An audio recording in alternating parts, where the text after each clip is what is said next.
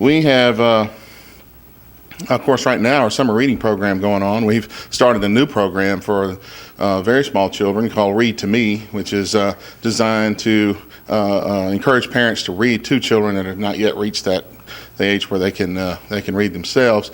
We have prizes, different prizes. If they have 10 books read to them, they get a prize. If they have 20 books read, they get another prize. So we have incentives to encourage children to keep reading and to make the summer a time not just of playing outside, but also reading and keeping those reading skills sharp before school starts again in the fall, and to help children who have not yet started school to begin to become acclimated to reading and to books. That's what we're about at the library, of course, is reading. We're about to start a literacy initiative. We're beginning to develop that training now for our staff, and we're going to roll that out, I think, in the fall. What it will do, this literacy initiative, which we don't even have a name for yet, it's so new, will help to train parents and caregivers to encourage their children to read and help them develop literacy skills. So we have, but for the summer reading program, we've got stuff for older children. We've got stuff for teens. We have stuff for adults. For instance, you can sign up for the summer reading program. The way you do it is just go online to our website, www.tangipahoalibrary.com, and we have a place there where you can sign up. Every book you read, you can then write a little review online. There's a place for you to do that. And for every one that you read and review, you get a chance to win a nice gift basket, which has got $100 to $150 worth of goodies in it. Every branch has its own. So I'd encourage you to sign up for the summer reading program. I signed up for it. I can't win the prize, but I'm part of the program, and I hope you'll consider it as well. What are some of the things we're doing? Well, we have ebooks. I don't know if you're familiar with those yet or not. We have over 1,600 ebooks now in our collection. You download these through our website again, tangipahoalibrary.com, and you can download it to any device that's internet ready. We have applications that'll help you get it onto your iPhone or to your iPad or Kindle or Nook or whatever device you have. And we have all kinds of different types of books, fiction, nonfiction, how-to, cookbooks, every kind of book you can imagine. We have Freegal now. Freegal is an interesting service. It's a downloadable music service. You can go to our site again and with your library card and download music for free. And there are a lot of it is new stuff, pop, rock, country, classical, folk, blues, world music, ethnic music, whatever you're into. There are over 6 million songs to choose from, and you get to keep these songs. You download them, and you get to keep them. And you say, well, gosh, what's the catch? Well, the catch is you can only do 3 songs a week per card, but you get to keep them. They never go away. For instance, if you download an ebook, you get to keep it for 2 weeks, and then it's no longer usable. You have to download it again if you want to keep reading. But these songs you keep forever, so it's a really cool service. We've got laptops you can check out and take home. We've implemented that 2 years ago and still have that going. It's very popular. We have free computer classes for people. We got one going on right now, in fact, in AMEET, Basic Computer Fundamentals. These are free classes. You just have to sign up. We have limited number of seats and stations available, but you sign up for them. It's no charge. All of this is, I say free. Your tax dollars pay for it, but it's a great bang for your buck.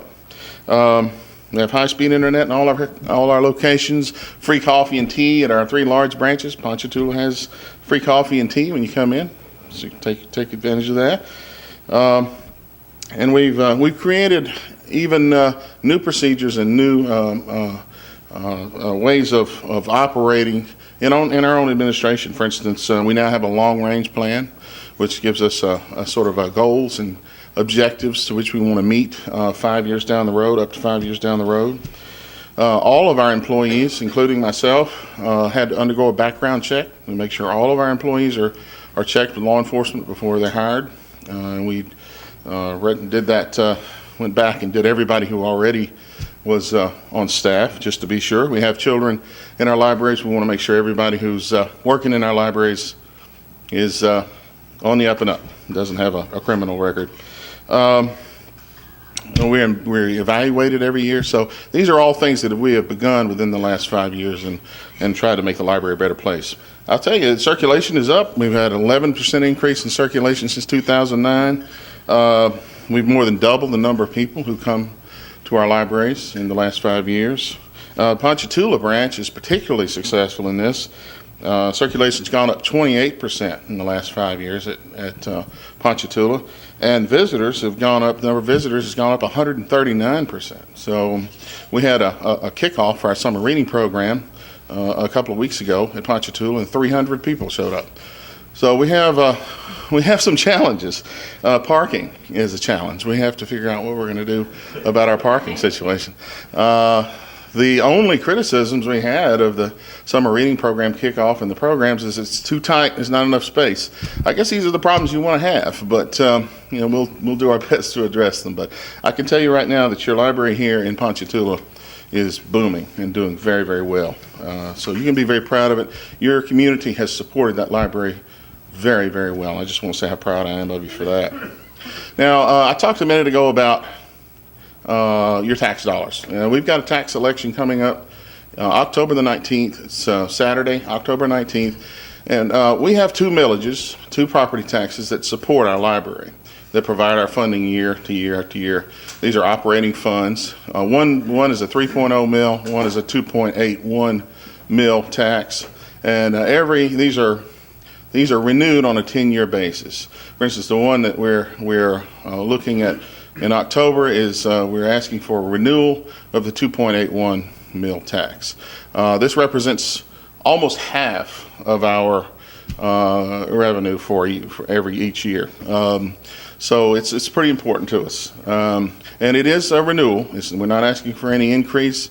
We're just asking that the community support us by renewing the millage for another 10 years. That's our purpose, is just to keep going, keep doing the same things we're doing already.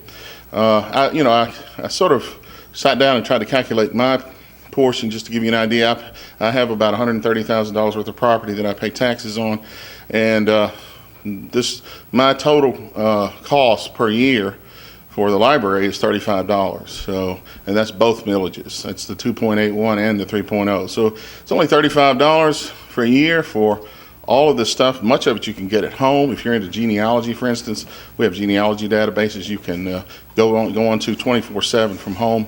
Look at census records. Look up your ancestors. I was talking to Johnny Chauvin this morning. He said he was interested in it because he has a relative who was supposed to be a Little Bighorn with Custer, but Custer had allowed him to go home because he had some kind of problem he had to address.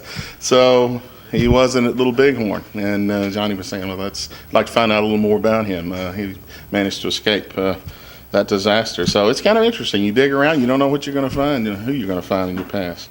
Our new AMEET branch, we combined the library and administration. They were in two different buildings. Actually, administration and local history genealogy were in one building, and the library was in another building that we leased. And we built a new building and put those both together into one. So the new building has a big, large children's area. We have a large meeting room.